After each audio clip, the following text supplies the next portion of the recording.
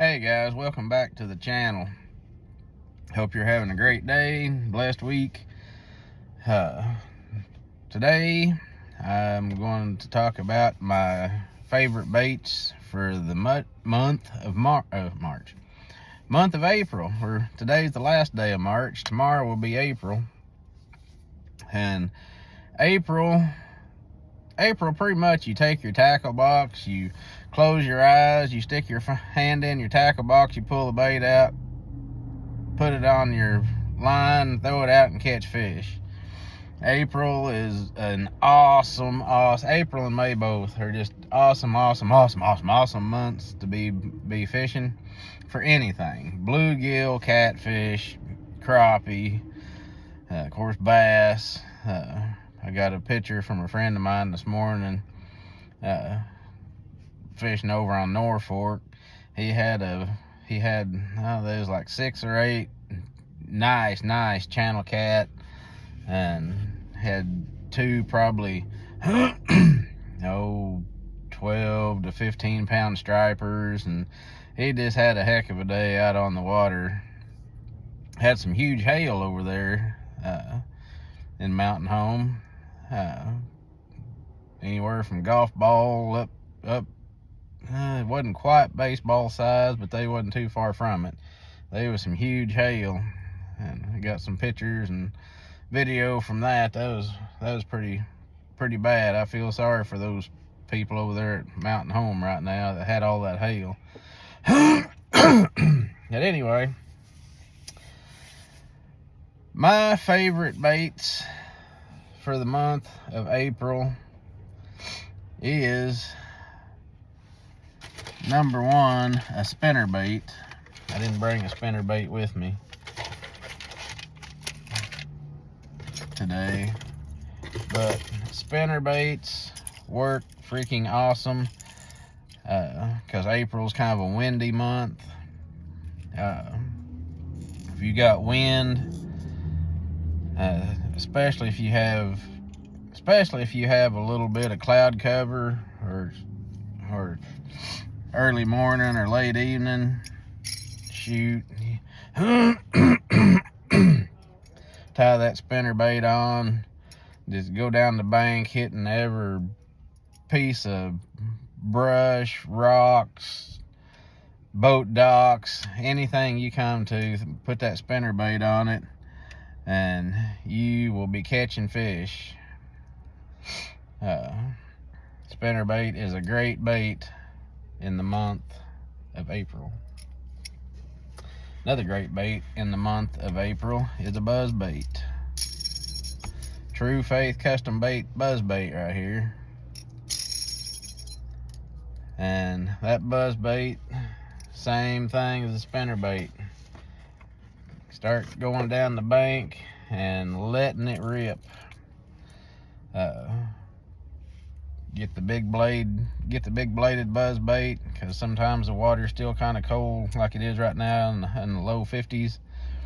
Get the big blade and go down through there and just keep it fast enough to keep it on top and keep that blade of popping the top, and that buzz bait will draw you some of the biggest bass in the area, I promise you.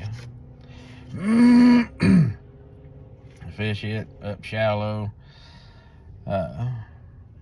around brush piles, standing timber, anything, boat docks, anything that's in the water. Put that buzz bait, spinner bait by it.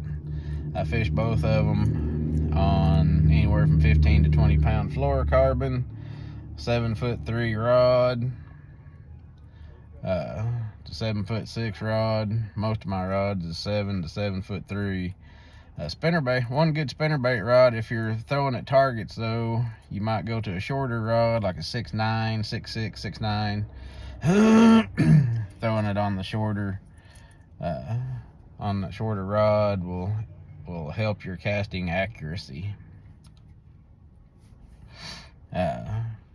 Another bait that I will have tied on this time of this month is the Long A Bomber. Now hang on just a second. New sticker for you. Alrighty. There you go. All right, thanks, sir.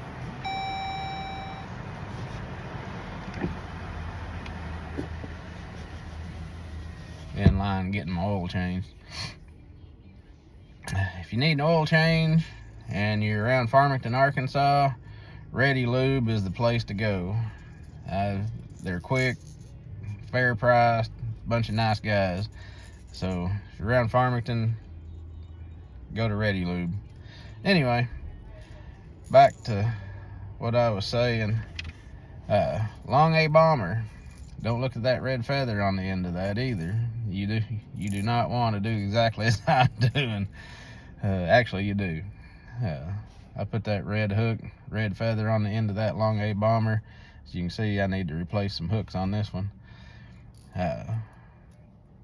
Throw that out there, throw it up shallow, throw it across points. At the end of, throw it at the end of bluffs. Transition banks, throw it around buckbrush, throw it around standing timber, throw it over brush piles, throw it over rock piles, anywhere.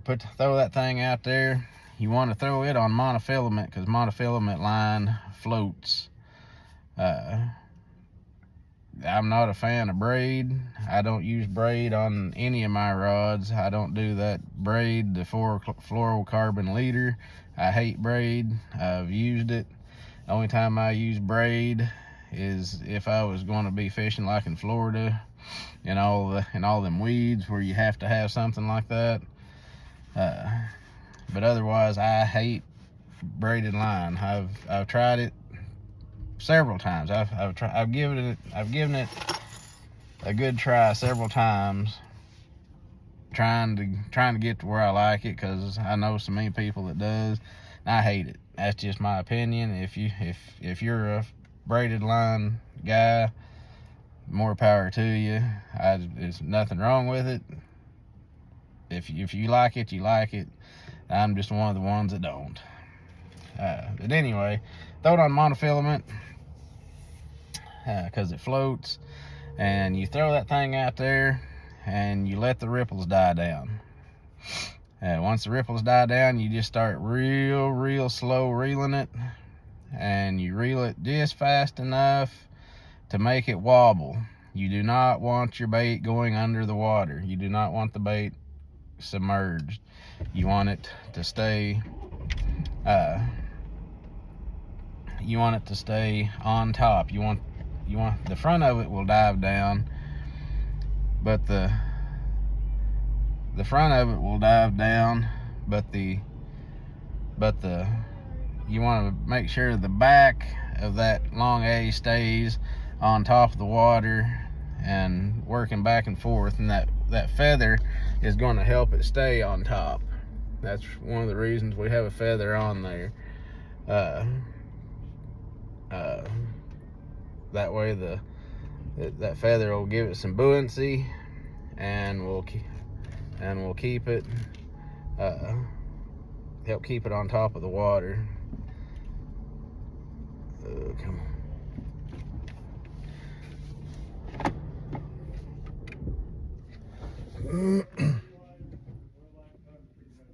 Anyway, I'm inside now. That feather will help keep it on top of the water, and you work it just fast enough to keep it on top, and just let it work back and forth. And I'll throw it on 12 to 15 pound monofilament. I use Trilene Big Game. It's cheap line, but my gosh, is it tough. That is some of the toughest dang line. But I really like it. Another bait that I love this time of year is I break out the old spook style baits, and bone is one of my favorite colors. A bone colored top water, bone colored spinner baits. I love bone colored baits this time of year. But throw that Zara Spook. I throw it on monofilament as well because it floats.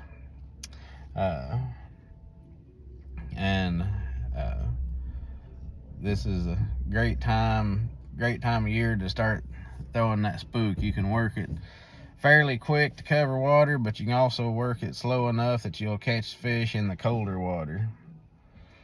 But the Zara spook is great to throw across points. Throw it across a point, work it back across it, work it around standing timber, work it over the top of brush piles, rock piles, work it around boat docks. A spook is a great bait.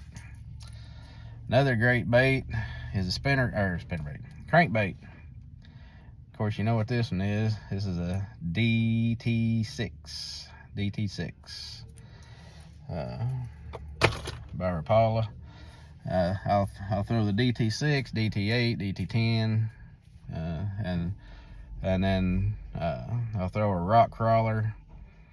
I'll still be throwing a Shad Rap some. It's getting almost time to put the Shad Rap up, but water's still cool enough that I will still be throwing the Shad Rap for a little bit longer.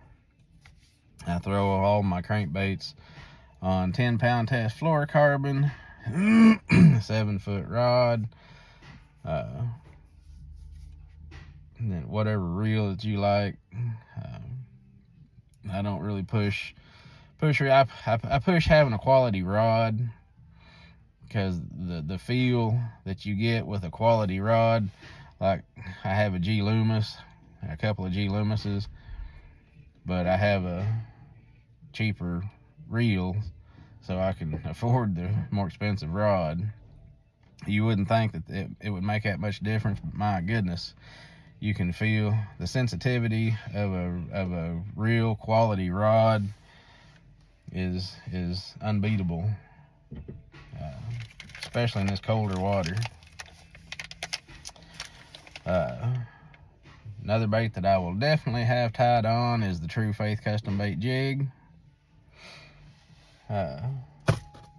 Throw it on points, bluff ends, transition areas, skip it up into the boat docks, around buckbrush, pitch it, flip it around the buckbrush, flooded timber, rock piles, brush piles. Same thing, True Faith custom bait wobble head. I just did a wobble head video, and I'll be throwing the old fighting frog. Another good bait to put on the wobble head is a Senko, or a Senko style bait, whichever company you prefer. You can put that on the wobble head, Texas rig it. That catches fish like crazy. You can Texas rig it, catches fish like crazy. And of course, you can wacky rig it, and that catches fish like crazy. You know, throw it on wobble head, Texas rig, throw it around brush piles, rock piles, throw it up in the boat docks. And when you're wacky rigging, if you don't have a weedless wacky rig hook, then you're going to kind of want to stay away from the thicker stuff, like letting it go down into the brush pile. You can work it down, you can count it down to where you kind of know where the top of the brush pile is. Count it down just above that brush pile, and keep twitching it right there above the top of that brush pile. I don't have live scope, don't intend on ever having live scope, so I still use the countdown method. For those of you with live scope, you can watch it go down above the brush pile and work it above the brush pile. Another great place that a wacky rig works is boat dock. Boat docks are awesome for a wacky rig. You throw that up there and just let it work its way down. Of course, you hook it in the middle. I'll do a wacky rig video sometime soon and show you how to rig one if you don't know how. But let that thing just work its way down in the water column until you figure out how deep the fish are. If you see the bait fish at a certain depth around a boat dock or over a brush pile or around buckbrush or whatever, just keep it kind of above those bait fish and you will catch fish. But last but not least, one of my favoriteest ways to catch fish in April, my goodness, is the floating worm. And yes, that is pink. Pink, methylate are my two favorite colors of floating worm. This is the Z-Man floating worm, floating worms, as it says on here. And I have used pink for a long time. Lee Livesey there at the Bassmaster Classic caught a bunch of fish on the pink. True Faith Custom Baits makes pink spinner baits, pink buzz baits, pink swim jigs, pink bladed jigs, all that pink.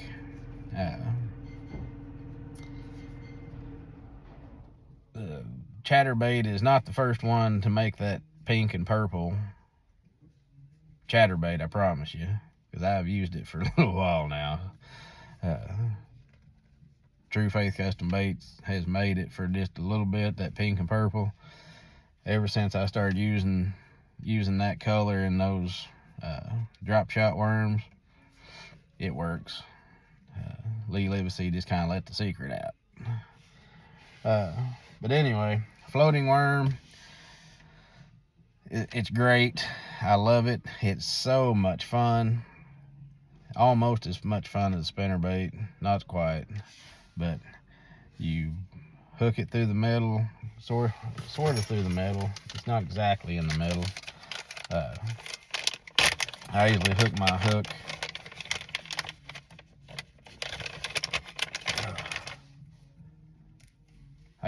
my hook where's the egg sac? There it is. There's the egg sac. I usually go just a rib or two below the egg sac, and it'll have about that much. I'll have about that much difference. And boy, that thing works. And throw that thing out there, twitch it around, and bass will come unglued on it. Just hook it like you would a wacky rig. You can also Texas rig it, put it on a light wire. You want to use a light wire so it doesn't mess up the action, doesn't make it fall too slow. But use a light wire worm hook or wide gap hook, either one, and throw that out there over brush piles around boat docks. It works so great around boat docks. It works so great around buckbrush, flooded brush, flooded timber, standing timber. Just going down the bank, fishing. It works so good. I'll do a video on wacky rig and the floating worm here in the next day or two. But those are my baits for April. This video is almost 20 minutes long already, so I guess I better cut it short now, or cut it off now so it's not quite so long. But anyway, you hit that like, subscribe, and share button, and have a blessed week, and I will see you guys out on the water.